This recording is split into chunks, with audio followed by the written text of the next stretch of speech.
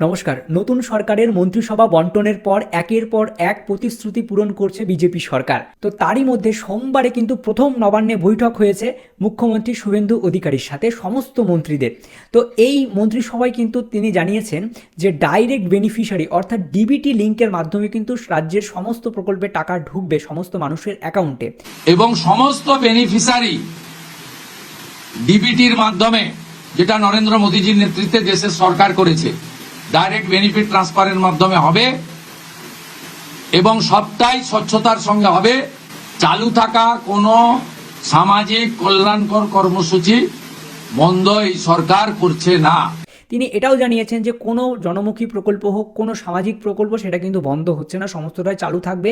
যেটা আগের সরকারের আমলেও ছিল, এই সরকারের আমলেও কিন্তু চালু থাকবে। আজকের ভিডিওটির মূল আলোচ্য বিষয় হচ্ছে ডিবিটি লিঙ্ক আপনার অ্যাকাউন্টে আছে কিনা। কারণ অন্নপূর্ণা যোজনার যে টাকা সেটাও কিন্তু ডিবিটি লিঙ্কের মাধ্যমে ঢুকবে।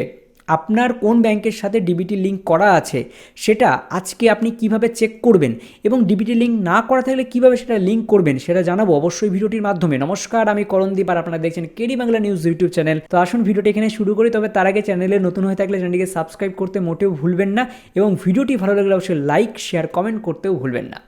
তো ডিবিটি লিঙ্ক কীভাবে করবেন এবং আপনার অ্যাকাউন্টের সাথে ডিবিটি লিঙ্ক আছে কি না সেটা কিভাবে জানবেন। তবে তার আগে ডিবিটি লিঙ্ক করার আগে এই ডিবিটি লিঙ্কটা কী সেটা একটু বলে দিই আপনাদের সহজে।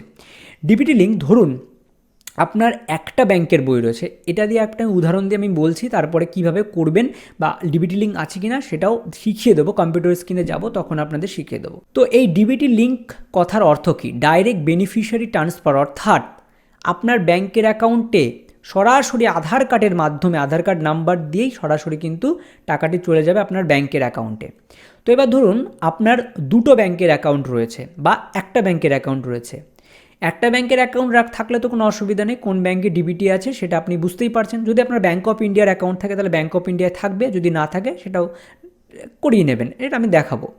আর যদি দুটো ব্যাংকের অ্যাকাউন্ট থাকে, তিনটে ব্যাংকের অ্যাকাউন্ট থাকে, আমি বেসিক্যালি দুটো আমি বলি।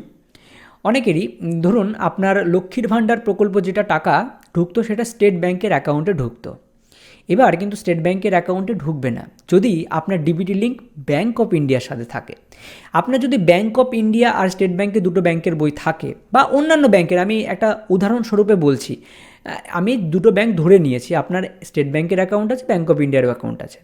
যদি আপনার স্টেট ব্যাংকে টাকা ঢুকতো লক্ষ্মীর ভাণ্ডারের, আর যদি ডিবিটি লিঙ্ক আপনার ব্যাংক অফ ইন্ডিয়ায় আছে তাহলে কিন্তু আপনার ব্যাংক অফ ইন্ডিয়ায় টাকা ঢুকবে। আর ডিবিটি লিঙ্ক না থাকলে সেটা ইনঅ্যাক্টিভ লেখা থাকবে, সেটা অ্যাক্টিভ করিয়ে নিতে হবে।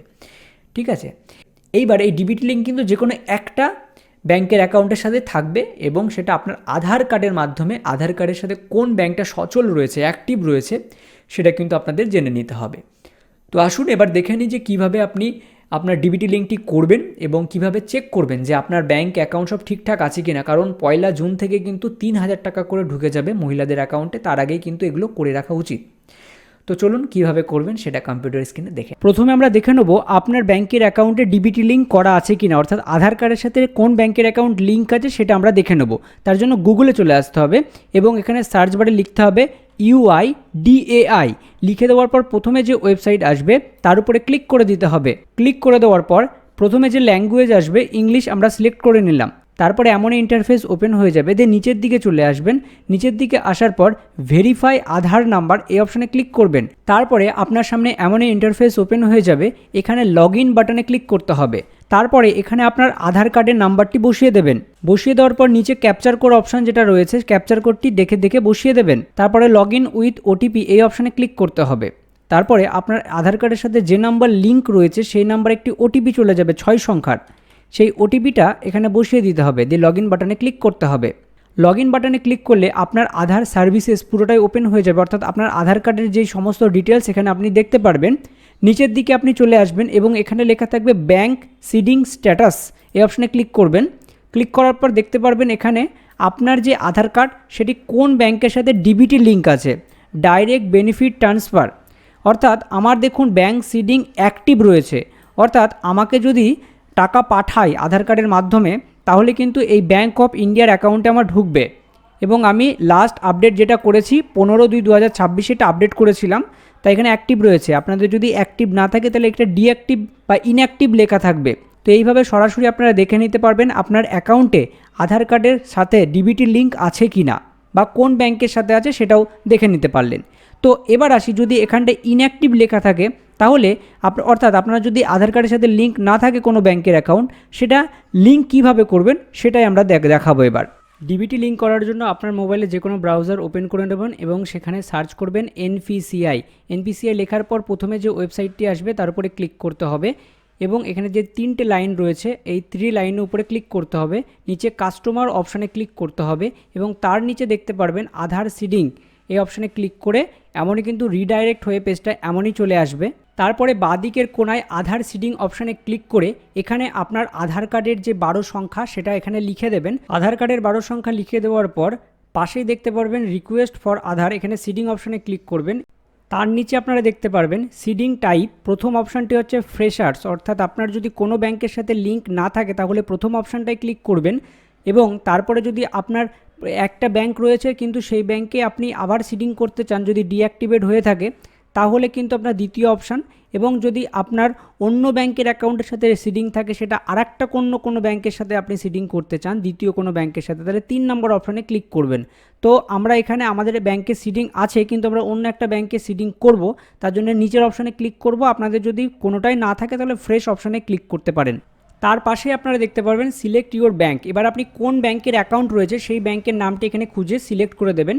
তার নিচে ব্যাংকের অ্যাকাউন্ট নাম্বারটি এখানে খুব সুন্দরভাবে অর্থাৎ দেখে শুনে বসাবেন, এখানে কিন্তু বসিয়ে দেবেন অ্যাকাউন্ট নাম্বার। তার পাশের ঘরে রয়েছে কনফার্ম অ্যাকাউন্ট নাম্বার, অর্থাৎ যে নাম্বারটি এখানে আপনি বসাচ্ছেন সেই অ্যাকাউন্ট নাম্বারটি কনফার্ম করার জন্য পাশের ঘরে সেম নাম্বার লিখে দেবেন। তারপরে নিচে দেখতে পাচ্ছেন যে ক্যাপচার বলে যে অপশানটি রয়েছে, এই ক্যাপচার অপশানে ক্লিক করার আগে ওপরে যেই ফাঁকা বক্স রয়েছে সেই বক্সে আপনাদের ক্লিক করতে হবে। তো দেখতে পাচ্ছেন আমরা এখানে কিন্তু কনফার্ম অ্যাকাউন্ট নাম্বারটি লিখে দিলাম, লিখে দেওয়ার পরে ফাঁকা ডট অপশনে ক্লিক করার পর ক্যাপচার কোডটি দেখে এখানে বসিয়ে দিলাম, তারপরে সাবমিট অপশানে ক্লিক করে দিলাম।